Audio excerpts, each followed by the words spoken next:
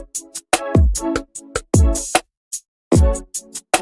चलिएगा दोस्तों, स्वागत है आपका आपके अपनी यूट्यूब चैनल CGPSC अड्डा में। मेरा नाम अजीत कुमार दास है। दोस्तों, आज का जो पर्टिकुलर वीडियो है आप सभी साथियों के लिए बहुत ज़्यादा इंपॉर्टेंट भी होने वाला है। प्लस मैं शुरू में ही माफ़ी चाहूँगा कि इस पर्टिकुलर वीडियो को अपलोड करते करते शाम हो गया, लेट हो गया, क्योंकि देखिए पूरा दिन भर हम लोग रायपुर में उपस्थित थे और जिस मोस्ट इंपॉर्टेंट वैकेंसी के संबंध में चर्चा करूँगा, जिसको लेकर बहुत से प्रश्न आप लोग लगातार पूछते हुए जा रहे थे, उनके आधिकारिक उत्तर हम लोग निकालने के लिए पर्टिकुलर कार्यालय में उपस्थित थे। जस्ट अभी घर में आया हूँ और अभी जो है इस पर्टिकुलर वीडियो को प्रोवाइड करके के सारे डाउट्स में क्लियर करने वाला हूँ।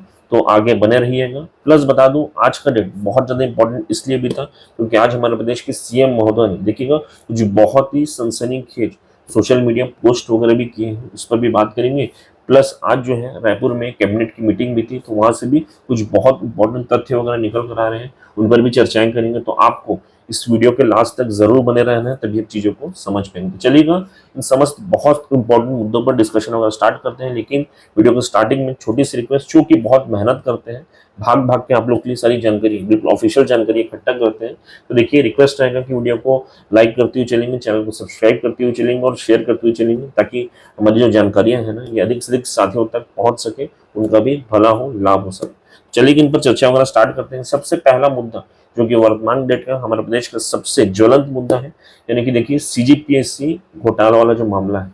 आप सभी जानते हैं कि इस पर्टिकुलर विधानसभा चुनाव में देखिए जो पर्टिकुलर मैटर था, ये सबसे ज्यादा देखिए भुनाया गया था। जो पर्टिकुलर पार्टी अब सत्ता में है, उनके द्वारा बहुत भुनाया गया था और कहीं ना कहीं ये कारण भी रहा था कि पर्टिकुलर पार्टी जीत कर सत्ता में बैठी भी थी। अब देखिए स्वाभाविक सी बात है, इतना भुनाया गया मैटर को, तो इस पर कार्रवाई भी कड़ी से कड़ी होनी थी।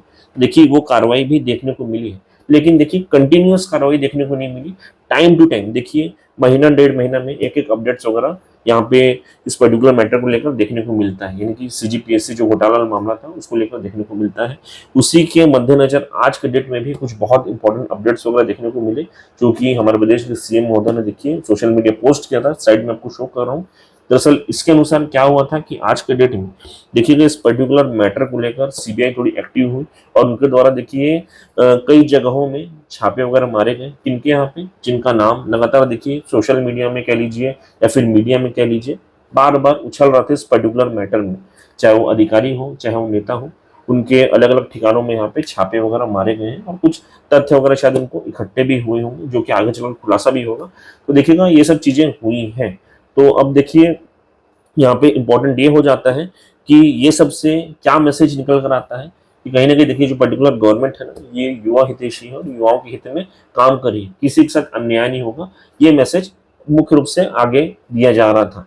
परंतु देखिए एक तरफ तो अच्छा चीज हो रहा है, लेकिन दूसरी तरफ क्या हुआ, आज के डेट में ही यहाँ पर देखिए कैबिनेट की मीटिंग वगैरह भी थी।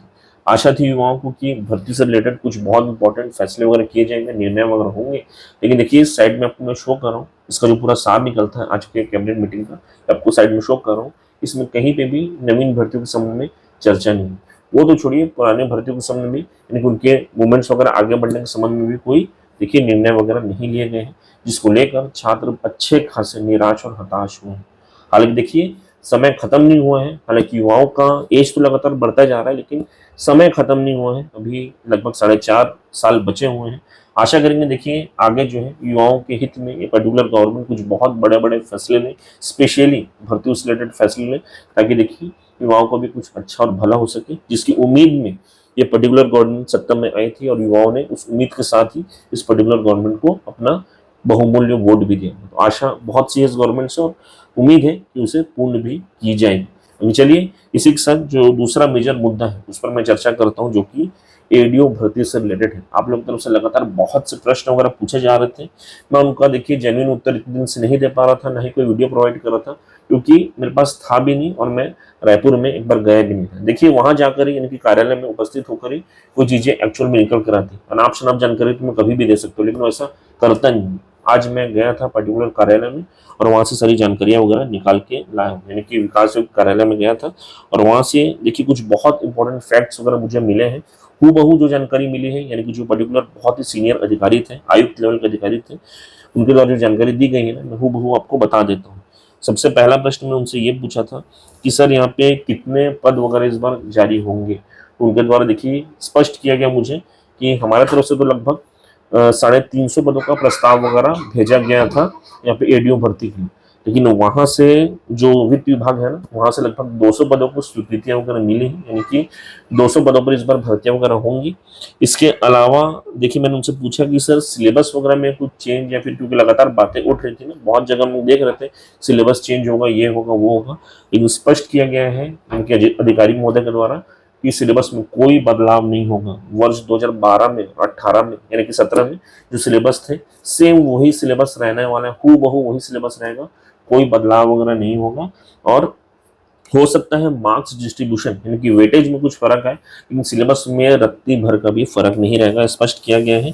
इसका लास्ट बहुत इंपॉर्टेंट प्रश्न ये था कि सर भर्ती कब तक होगी, यानी नोटिफिकेशन कब तक जारी होगा, तो उन्होंने स्पष्ट किया कि सितंबर अक्टूबर तक आपका जो है भर्ती नोटिफिकेशन जारी हो जाएगा। क्योंकि देखिए फाइल जो है ना, या जो मूल विभाग है विकास कार्यालय, वहां से व्यापम कार्यालय चली गई है, तो देखिए अब व्यापम के ही पाले में है केंद्र, तो संभवतः सितंबर अक्टूबर में व्यापम जो है नोटिफिकेशन वगैरह जारी कर देगा। तो सारी जानकारी उनके द्वारा स्पष्ट रूप से दी गई है। जो चीज वो मुझे कहे हैं ना, वही मैं आपको बता रहा हूँ।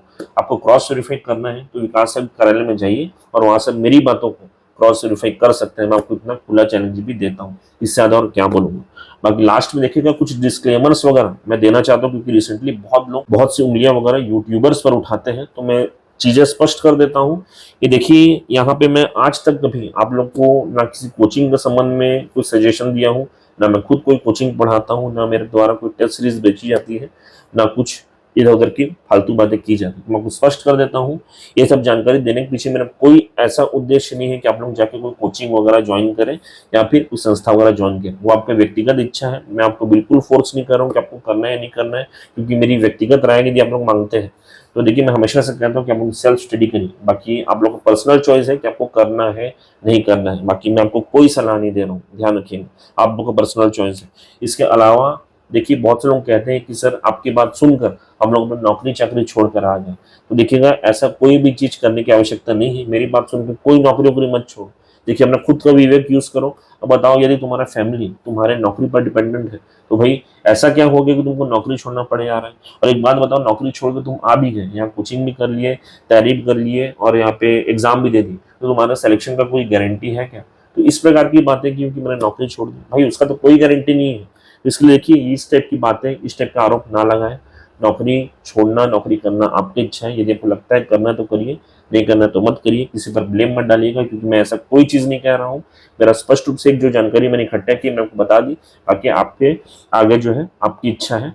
तो देखिएगा दोस्तों, इस वीडियो के माध्यम से मुख्य रूप से यही सब जानकारी जो है मैं आप लोग के साथ साझा करना चाहता था। बाकी उम्मीद रहेगी कि वीडियो आपको पसंद आया होगा। यदि वीडियो आपको पसंद आया तो वीडियो को लाइक करते हुए जाएगा, चैनल को सब्सक्राइब करते हुए जाएगा और शेयर करते हुए जाएगा। बहुत बहुत धन्यवाद, थैंक यू सो मच आप सभी।